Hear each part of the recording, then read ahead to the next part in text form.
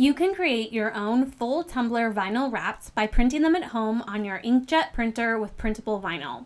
Cover the printed vinyl with protective laminate and then begin wrapping the tumbler by first exposing a small amount of the vinyl adhesive by bending back the vinyl backing. Then press that section first onto the tumbler. Place the tumbler on the table and start pushing the vinyl around the tumbler with your fingers while the backing rolls off the vinyl.